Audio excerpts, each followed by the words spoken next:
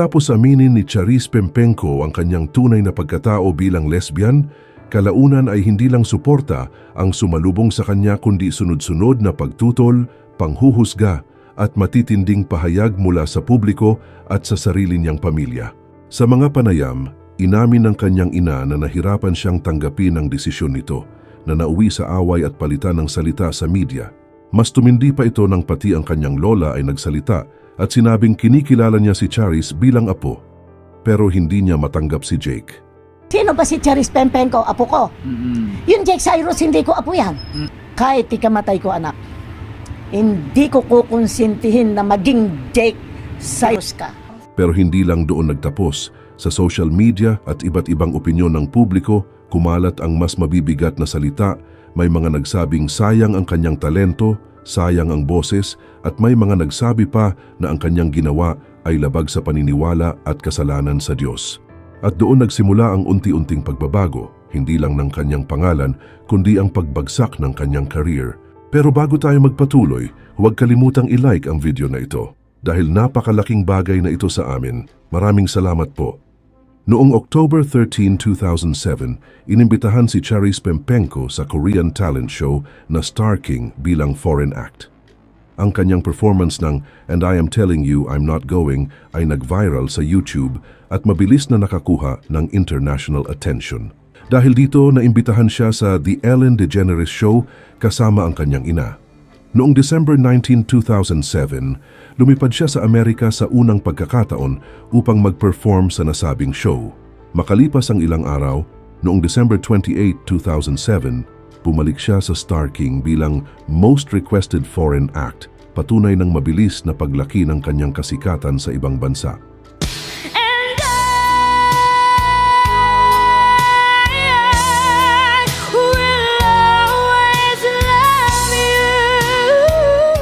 Noong April 2008, lumipad si Charis papuntang London upang maging guest sa isang episodes ng The Paul O'Grady Show. Noong May 2008, nag-release siya ng kanyang debut EP na may 6 na kanta at 6 na backing tracks. Nakakuha ito ng gold certification sa Pilipinas noong October 2008 at naging platinum noong 2009. Noong May 12, 2008, lumabas siya sa The Oprah Winfrey Show sa episode na World's Smartest Kids kung saan kinanta niya ang I Have Nothing ni Whitney Houston.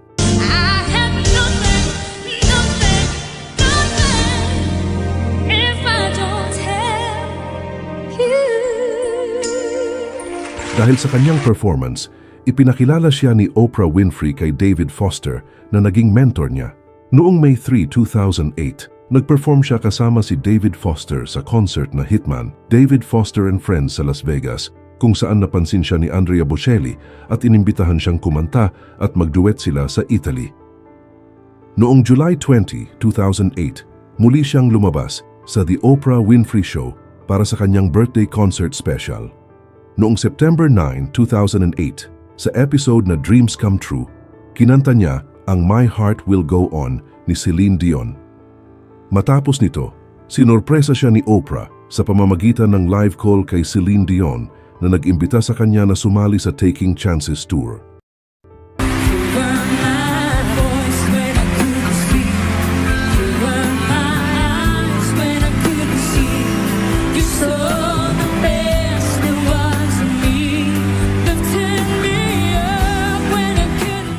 Noong May 1, 2009, nag-release siya ng Philippine-exclusive album na My Inspiration, na may 12 tracks, kabilang ang original niyang kanta na Always You at duet nila ng kanyang ina na You and Me Against the World.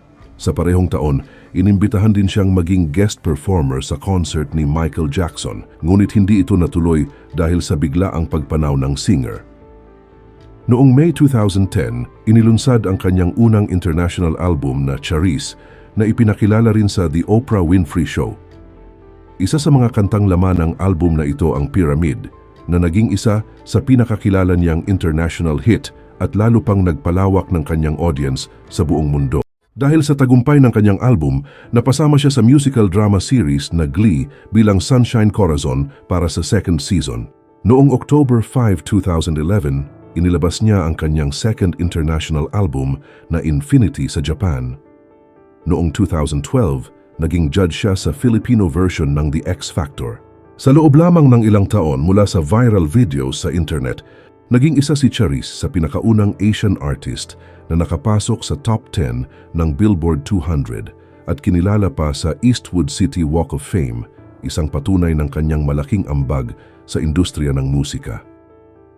Ngunit noong June 2013, nagkaroon ng lakas ng loob si Charisse Pempenko na umamin sa national television sa ABS-CBN program na The Buzz. Sa kanyang panayam, direkta niyang sinabi, "Tomboy po ako, pero wala akong nakikitang problema doon." Sa parehong interview, ipinaliwanag niya na wala siyang kinatatakutan pagdating sa kanyang sexual orientation at humingi siya ng pag-unawa at pagtanggap mula sa publiko, lalo na sa kanyang pamilya, na noon ay nahihirapang tanggapin ang kanyang desisyon. Noong 2017, inanunsyo ni Charisse Pempenko na gagamitin na niya ang pangalang Jake Zyrus at kinumpirma ang kanyang sarili bilang isang transgender man. Kasabay ng kanyang transition, sumailalim siya sa medical procedures tulad ng chest surgery at hormone therapy.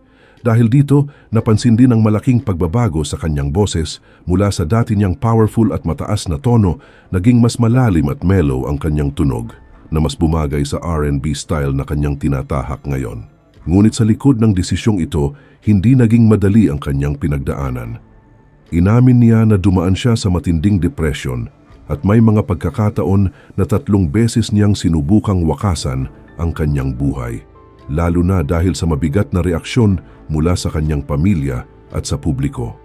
Kasabay ng kanyang pag-amin at transition, mas lalo ring naging lantad ang matagal ng isyu sa pagitan ni Charisse at ng kanyang pamilya.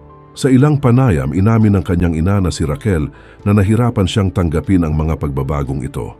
Umabot pa sa punto na nagkaroon sila ng palitan ng pahayag sa media, kung saan parehong naglabas ng saloobin ang magkabilang panig. Mas lalo pang uminit ang sitwasyon nang ilahad ang kwento ng buhay ni Jake sa programang Maalaala Mo Kaya.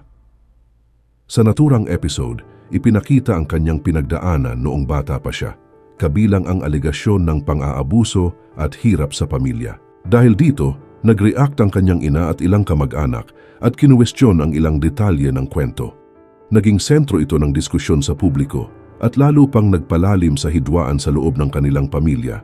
Noong November 2020, muling naging viral ang kanilang family issue matapos lumabas ang kanyang lola sa programang Raffy Tulfo in Action, kung saan humingi ito ng tulong pinansyal para sa kanyang kalusugan. Sa naturang video, naglabas din ito ng emosyonal na mensahe patungkol kay Jake na muling nagpainit sa usapin ng kanilang relasyon. Hanggang sa kasalukuyan, nananatiling tahimik si Jake sa ilang isyong ito. Isang patunay na ang kanyang journey ay hindi lang tungkol sa identity, kundi pati sa patuloy na paghahanap ng kapayapaan sa sarili at sa pamilya. Ngayon 2026, si Jake Zyrus ay patuloy pa rin sa paggawa ng musika, ngunit mas pinili niya ang mas tahimik at pribadong buhay kumpara noong kasagsagan ng kanyang kasikatan.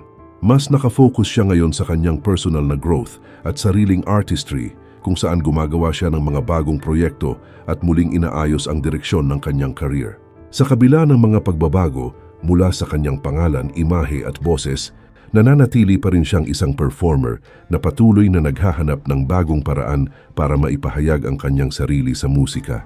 Ngayon, ikaw naman ang tatanungin ko.